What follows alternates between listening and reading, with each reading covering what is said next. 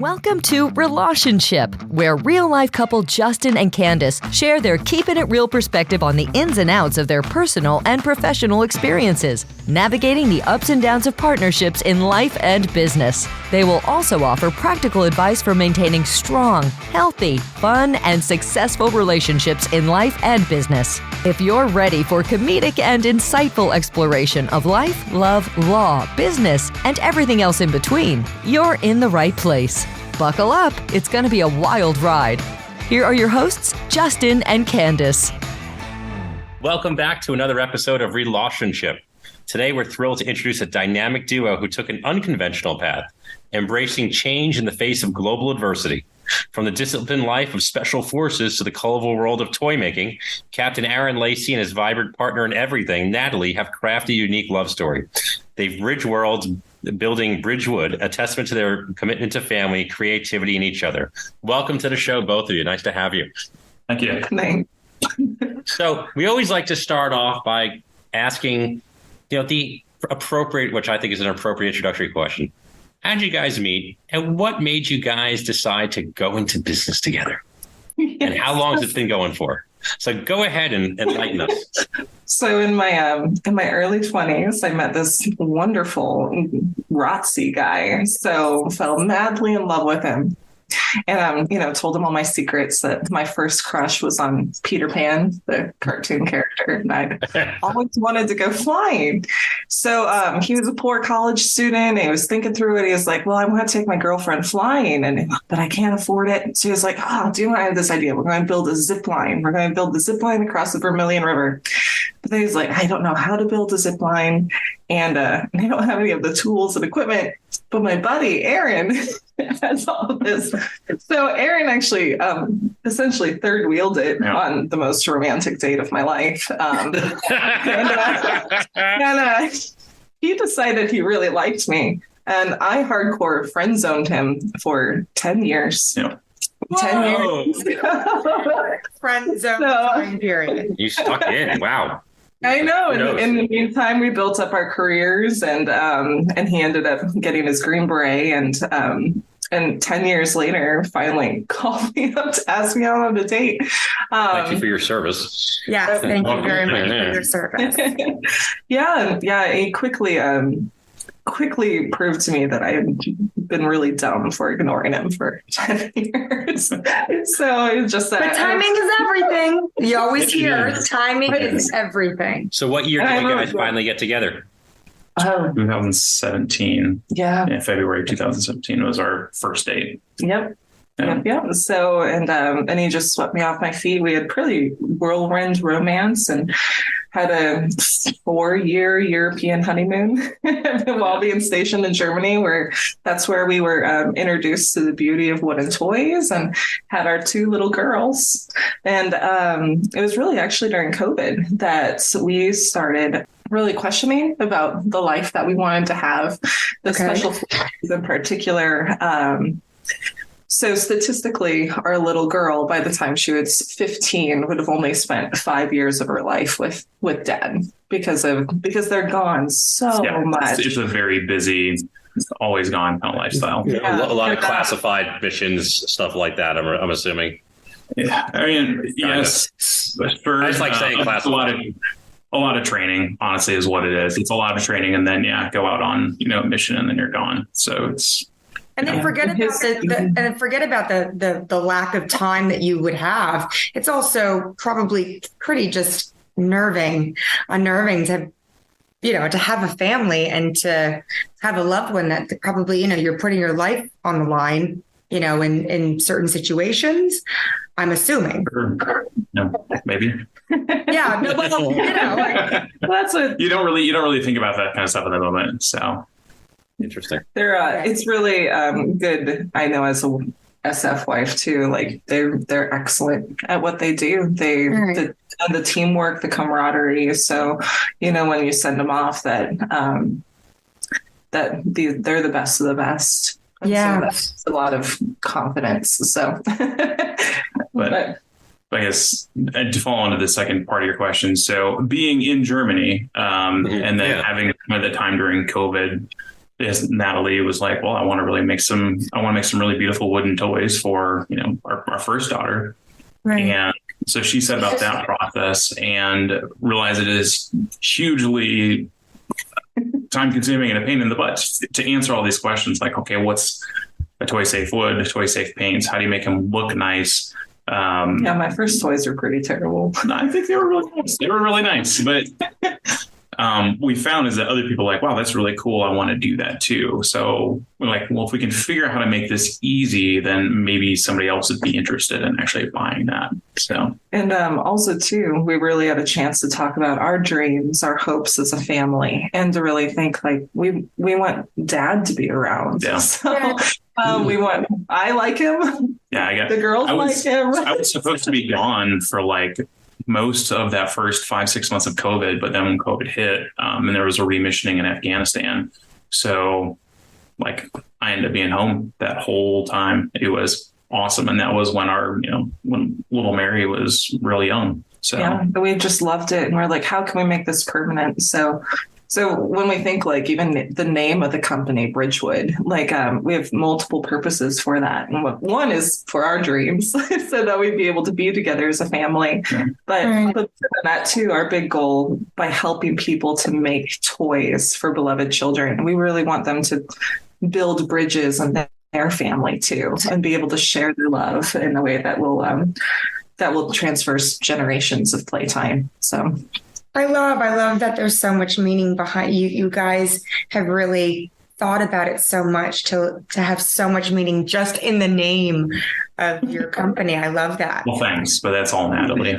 So now we've created this idea that you want to make toys, and we're going to start a business doing this. How did that come to fruition? Like you have this idea, you made like, I guess, a spec toy and stuff like that. Then you're probably like, now what? Now, well, what was the next move? Like, how did you start to build it? It was a very slow and painful process. We decided that we were going to start doing this business and incorporated in January or February of 2021. And we didn't actually launch like website sales until December of 22. So it was a really long process, close to 18 months, but I was in, the military for a giant chunk of that. So it's, balancing, still working, still getting sent out for, we call TDY, business trip. Okay. Pretty frequently still. And then Natalie at home with little Mary. So juggling the time. So things went very slow, and we didn't know really anything about business. I mean, like I've got a strong background in special operations management, that sort of thing. Natalie, started a nonprofit before, so she has some of that experience. But like the toy industry, completely different thing. For-profit business, significantly different than nonprofit. So having to educate ourselves on what we needed to do, and then just what you need to do to make a toy and bring a toy to market was a huge amount of research and just trying to figure out the networks, because we didn't have any networks set up in that industry at all. Right. And trying to get advice from people. Like really, a lot of it was searching for information and then searching for, we didn't necessarily spec out a toy, but the components of what we were doing, trying to figure out which ones would meet the toy safety requirements and then how to get them from suppliers at a reasonable price. So yeah, did you end up, while it was a tedious experience having to do all of that research, did you find that it was easy to link up and to find a supportive network out there to help you with this endeavor? Or do you find that in this day and age, with the advent of the internet and all the technologies that we have at our disposal and the easy ways of finding people, like, was it easy finding a support network? Well, I think first, we have a wonderful friend and family network, which has been invaluable. So this has been a rough year trying to bootstrap the business and moving internationally. There's just been a lot going on with that. So having friends and family was huge. The internet also a wonderful resource, and being able to find a lot of that information, business information, being able to connect with business partners. I really, though, one of the biggest lessons we've learned is that a high quality introduction to someone, like a good reference, is absolutely invaluable.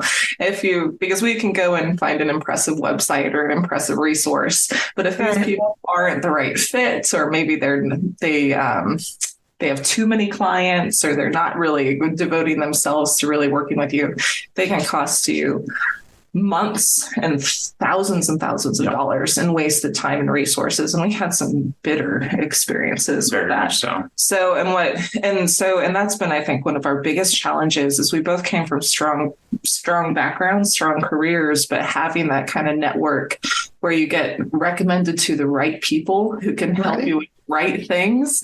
Right. We would be so much farther ahead if we had made some of these connections earlier. Yeah. And so the internet does make it easier, but in some ways, that glut of information. It also makes it more difficult at times because it's a lot of extra stuff to sort through. And I will tell you, you're not the only ones. When we started marketing, and because we're first 10 years of our law firm, we didn't market at all. It was all word of mouth, referral based. And then we didn't want to market. I could turn down speaking engagements. I, didn't want to go hobnob at conferences or do any of that kind of stuff. And it wasn't until the pandemic that, we realized we wanted to grow our firm. And scale it. But listen, there are so many people that we tried. I mean, listen, it's all trial and error. I got recommended to this person and that person sucked. I got recommended to this person. It was a little bit better, but still not good enough. And yes, we have the same feelings at times where we feel like we wasted so much time, but, we had just interviewed somebody. You can't worry about the history, what happened in the past. You really, in business, you have to deal with the present, and hopefully that'll affect the future positively. You can't, sit there and go, well, we got delayed because of this. Well, everybody goes through it. I mean, every company thinks they're great. They promise you, all these different things. They oversell and underdeliver. Every type of partnership we've tried to make, everybody does the great sell. Mm-hmm. And then, the deliverables are shameful. So. Yeah. So how have you, now that it seems like you guys have kind of figured out some things and gotten over that hurdle, what does it look like your everyday now?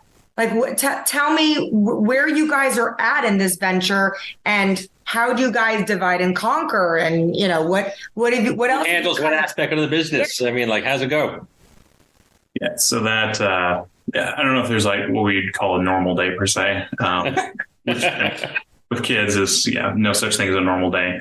But it really kind of depends on what we're doing in that phase of the business. So for instance, sometimes if I'm working on, I do a lot of the back end stuff. So accounting, taxes, operations, inventory management, that sort of thing. So if I need 2 days to just sit down and focus on taxes or accounting or whatever, usually we can kind of plan it out where, okay, Natalie can take a break from doing whatever on the marketing side of the house or social media development, and she'll take the kids for a couple of days, or sometimes we can get Natalie's mom to come and watch the kids for a day or something like that, or aunts and uncles. That's why we're here close to family. And then, vice versa. Natalie needs to go to a coffee shop to focus on developing social media stuff, developing ads, or making connections. It's just her zone. So I take the kids, we go to the playground, we go bike rides, stuff like that. And we try to focus on, when we're with the kids, we focus on the kids. And then when we're not, you focus on the business. So you really just have to flip that switch and, do what needs to be done at that time. Childcare for sure has been an enormous challenge. Huge challenge. So enormous, especially while we're trying to bootstrap the business. So, but, right now, I always think back to that first date, that zip line date where Aaron was the one who made it all work, but the other guy got all the credit. I really feel really feel like in the business, like Aaron really just is such a rock. He makes so many things come together, and a lot of really awful paperwork and dull things. It's just miserable. And I get to do like a lot of the marketing and toy design and a lot of the ideation, so vision setting. But really in the beginning of the business too, trying to figure out which roles. We both have strong personalities, so we both wanted to be in charge. So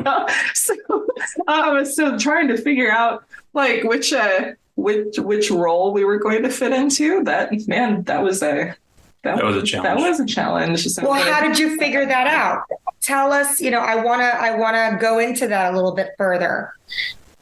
I think a lot of it was challenging ourselves. Like we did a venture capital pitch way before we even should have. But I'm like, oh yeah, let's do this. You have to put all this stuff together and like understand the questions that they're going to ask and the things about your business. And there's things that we kind of, I guess, naturally gravitated towards that help be like, okay, this is stuff that Natalie does. This is more of the front side of things that makes things look beautiful and wonderful and sound nice. And then this stuff in the background that structures it and gives it a foundation is kind of what I do.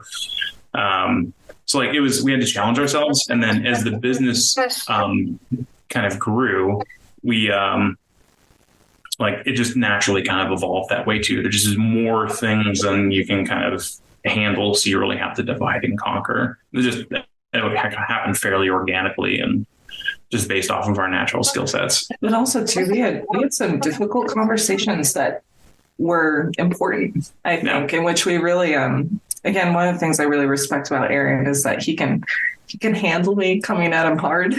And be able to say some really tough things, and you'll see him right back to me. But you handle it pretty well too. Oh, thank you. But yeah, that honesty and being able to really be able to say, hey, this is the struggle, and we need to address this.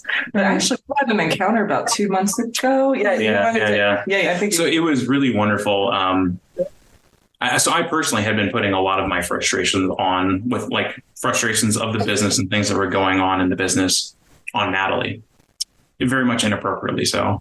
But we met this couple like just randomly at a park just across the border in California. We were hanging out with some friends, and they had been in business together for 25, 30 years, something like that, a really long time. And they actually have their own like couples counseling service that they do. But she said the biggest thing that you have to realize is that the problems that you have are the business problems. Like that problem is a business problem that you have to solve together. You have to look at that problem together. Right. Rather than putting that problem onto the spouse and saying it's a problem with them, it's a reorientation. And that was really good for me. That clicked something in my brain. I'm like, okay, I got to think about this a little bit differently. Right. And that's, this is not the first time that I've heard this because, we all as humans, I think, run into this all the time where we have a very difficult time compartmentalizing. And we also see the world through our own optics, which means that comes with judgment, that comes with all of these, and everything else in between. So how is it as simple as a quick rewire? Like you meet this couple at the park and they share with you the perspective that you just shared with us. But then now when it comes to putting it into actual practical like what does it look like?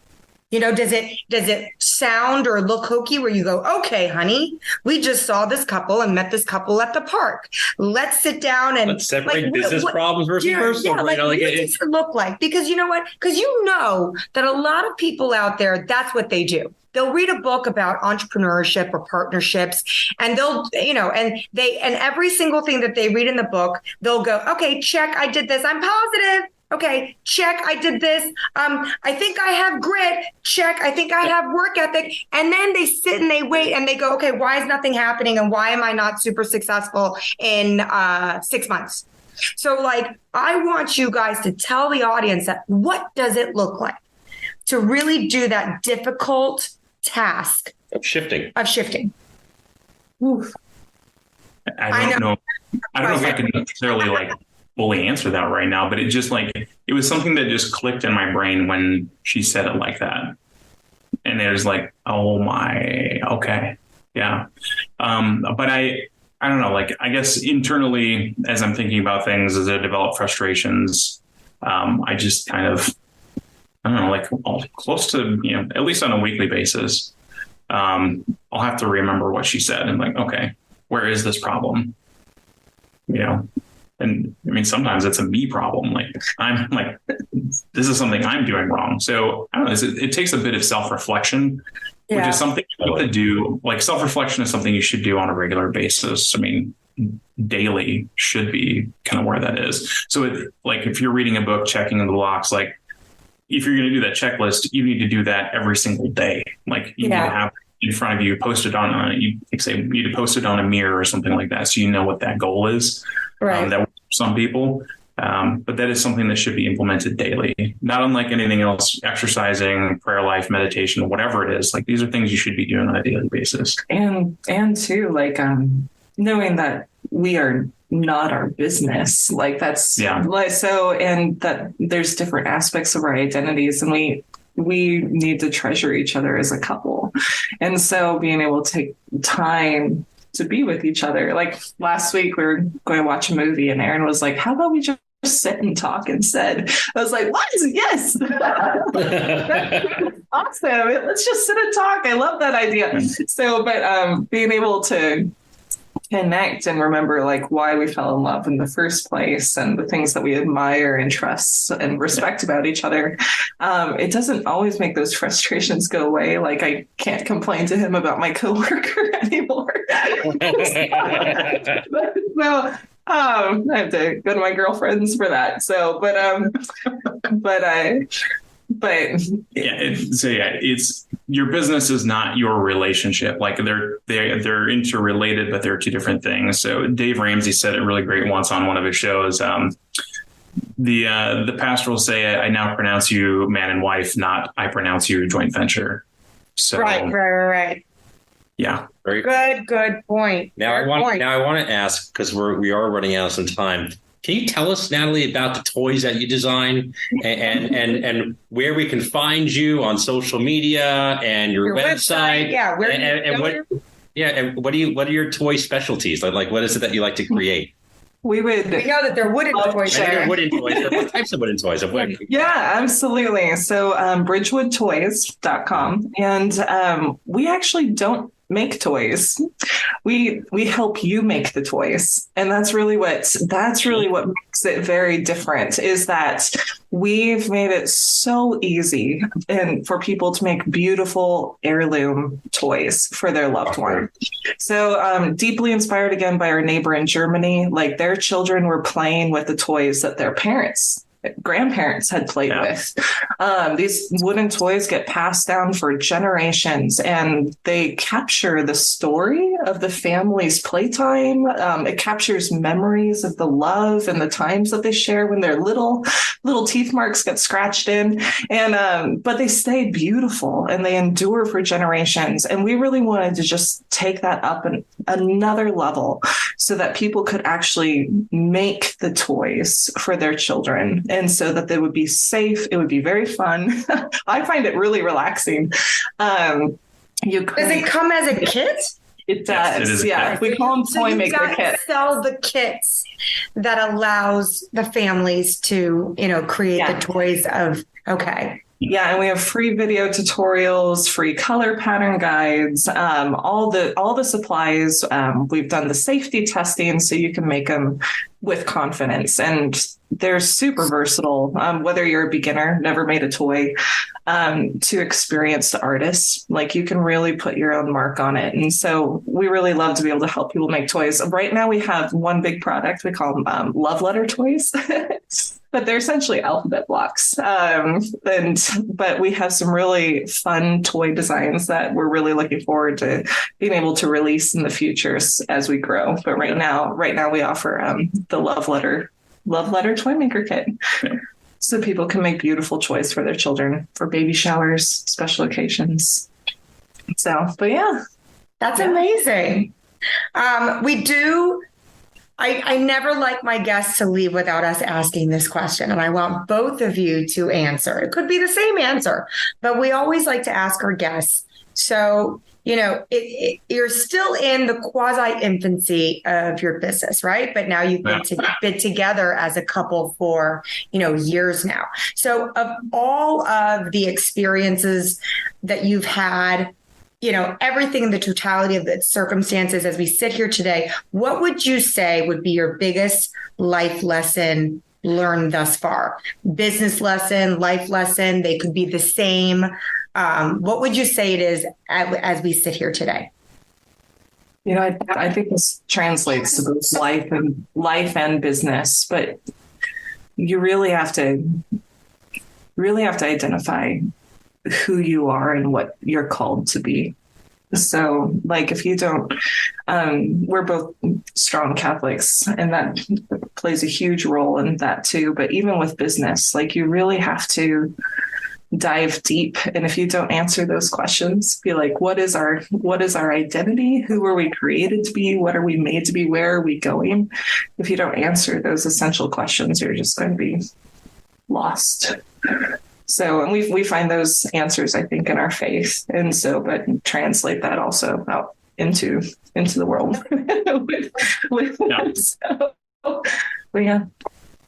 So, I mean, particularly as you start a business, you really have to push very, very hard. You have to work incredibly hard to do a lot of things that you really don't like to do. Like, there's those things that you really like about it. There's a lot that you're not going to. 100%. Yeah. So you really have to find a balance in life of a lot of things, because you can work on a business 24 hours a day, but you're going to burn yourself out and you're going to burn your relationship out. So you really have to carve out high quality time for each other, to be with each other, to be with your family. And then you also have to carve out some time for yourself, because you will burn yourself out regardless of how much you are passionate about what you're doing. I mean, particularly like for us, we're both very driven type A type of personalities. So like, we have to be very careful to take that time to prevent burnout. I appreciate you saying that, because I've listened to a lot of successful entrepreneurs that don't want to ever acknowledge work-life balance. And you'll hear a lot of them go, this isn't easy. So if you're not prepared to put in 16, 18-hour days, and I'm like, what person are you that you actually have 18 hours of your 24 to actually, spend? When I hear people say that, sometimes I go, that's horseshit. I'm going to call you out on this bullshit. Yeah. No. There's no way. And I'm a workhorse. So the special forces a lot. Yeah. So what I typically find with people like that, either one, like you said, it's total BS, or two, they have multiple divorces, they have no relationship with their kids, they're just total jerks. Right.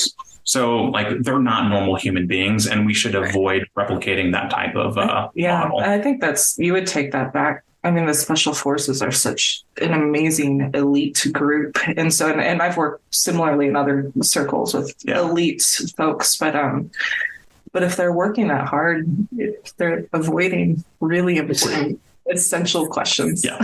Right. And listen, we work really hard, but I don't miss my son. My son's 12. I'm an assistant coach on his baseball team. I don't miss a practice. Unless something like I'm away for some particular reason, I don't miss a game. Like it's my pride. It's my joy, going to see that stuff. And our happy part, is sometimes just sitting on the bleachers watching him, that's what family's about. And work can dominate over everything. And I truly do believe that. Yeah. We're supposed to work to live, not live to work. So I think the American culture is one of the few that has it backwards than most, and just from living in Europe, I mean, they pride themselves, and most European countries will pride themselves on family quality of life first, rather than the job. That's also what your podcast is about, is revealing the underbelly of entrepreneurship and those things, and being able to address how we're painted beautiful stories of hopes, dreams, and promises, and then you encounter the reality, and then what does life look like? Yeah. So what does life look like after you encounter that? Yeah. Well, thank you very much, guys. I'm going to shut the recording off, then we'll say a quick goodbye. And but this has been wonderful having you guys on. Thank you and so much. With the business. That's a wrap for this week's episode. Don't miss next week's episode for more relatable, real, and practical insights from Relationship, packed with even more candid conversations.